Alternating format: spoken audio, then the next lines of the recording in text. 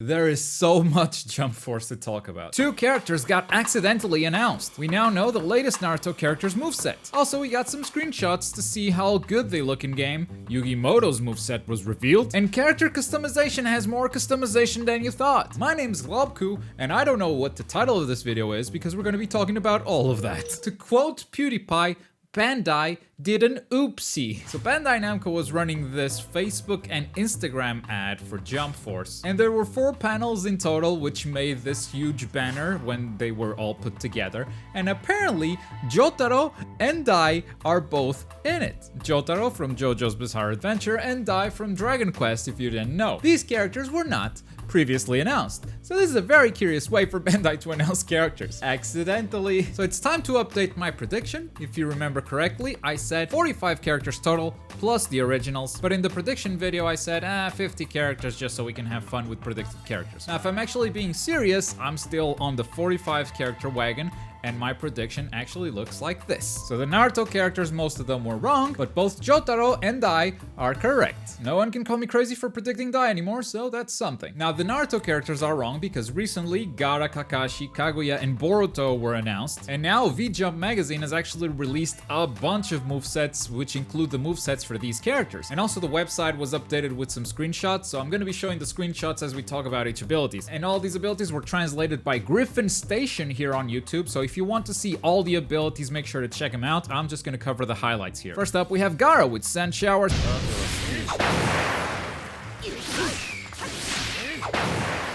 Sand Tsunami, Sand Coffin, and Grand Sand Mausoleum.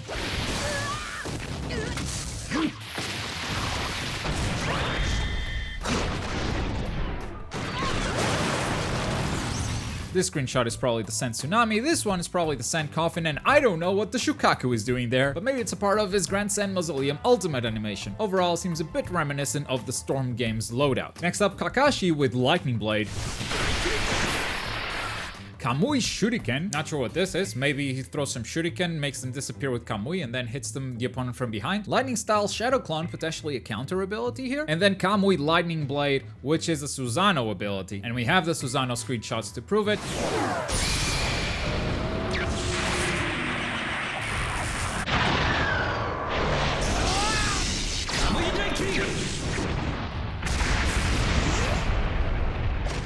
Which means now we have 2 Susanoo in game with Sasuke's and Kakashi's, and that explains a lot. I can start to see why Madara wasn't picked for this game. Next up, Kaguya with 80 Gods Vacuum Fist, which is a bunch of punches. Almighty Push? Huh. Okay. Murderous Bone Ash, potentially a command grab here, who knows? And the ultimate is the expansive Truth Seeker Orb.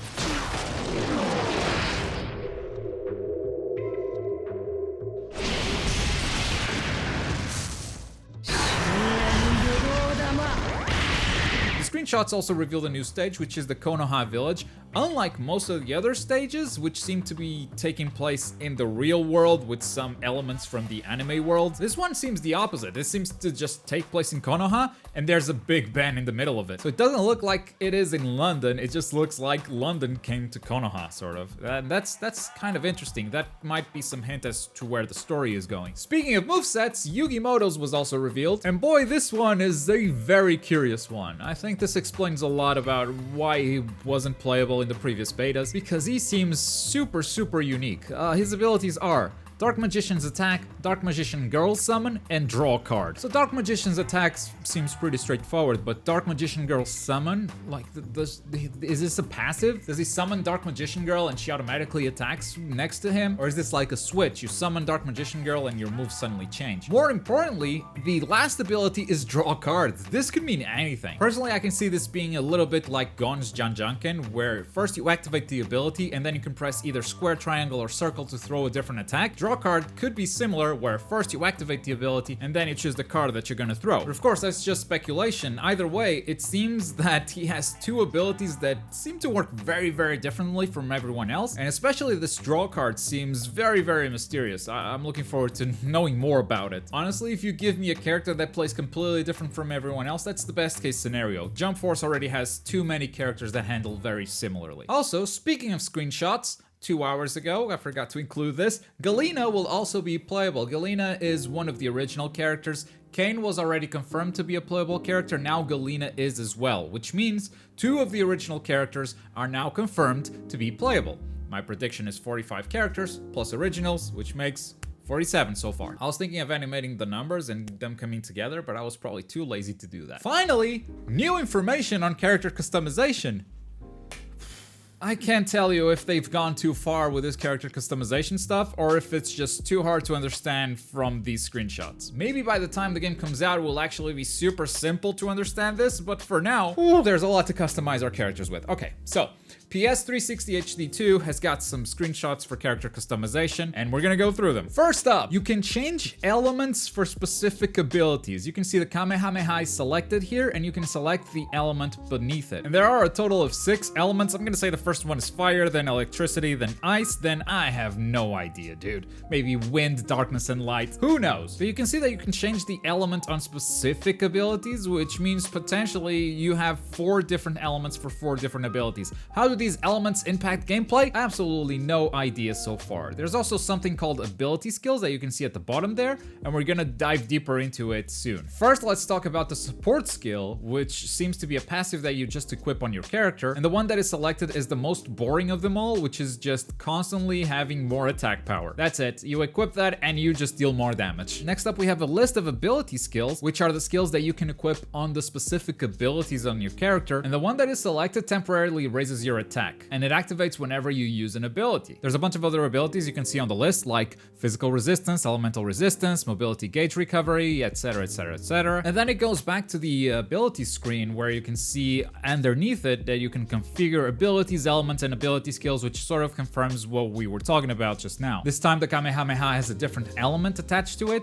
which again just confirms that this thing is fully customizable. However, that is an element that we did not see on the previous list. So what is that element? Again, no idea. Then we have a battle ending screen where you can see that your character's leveling up along with Asta and Yugi who also level up. This is most likely a story thing. And then we have J skills, which are a totally different thing apparently. We're gonna look at some of these effects soon, but you can equip multiple of these. I've seen 3 equipped at least. And at first glance, it just looks like the equivalent to the Z souls in Xenoverse, which are just these passive buffs that you equip on your character. This specific screen though shows you how to upgrade them, and you don't upgrade them through battle. You upgrade them by spending resources and in-game currency. So if you want to raise the effectiveness of your J skills, you're gonna have to be spending that cash. It's sort of a light crafting system. This is also how you upgrade your ability skills. And again, just to show you that ability skills and J skills are completely different. Back to J skills though, we can see what the Super Saiyan Son Goku skill does. And it's a constant ability power buff. So you equip this and your abilities just deal more damage during the entire fight. You can see also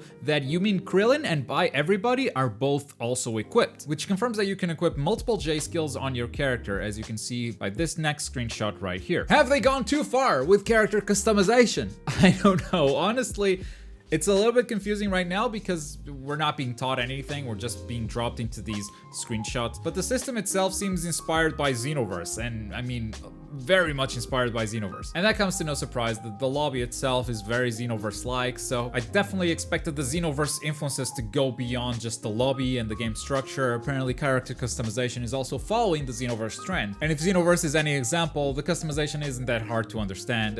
There's just a lot to it, which means that if you want to be optimal, if you want to min-max everything, we're gonna have to work together as a community to figure out this whole game. Because there are a lot of variations, and I mean a lot of variations. I don't know which one of the J skills you should be equipping, but that passed the question off to you. Did they go too far in the customization? Would you rather have a simpler system without any of these ability or J skills? Or do you welcome its complexity because maybe it helps the game in the long term, its longevity? Let me know your thoughts in the comments down below. I actually wanted to bring you a video with some badass combos that I labbed in Jump Force today, but I had to cover these news.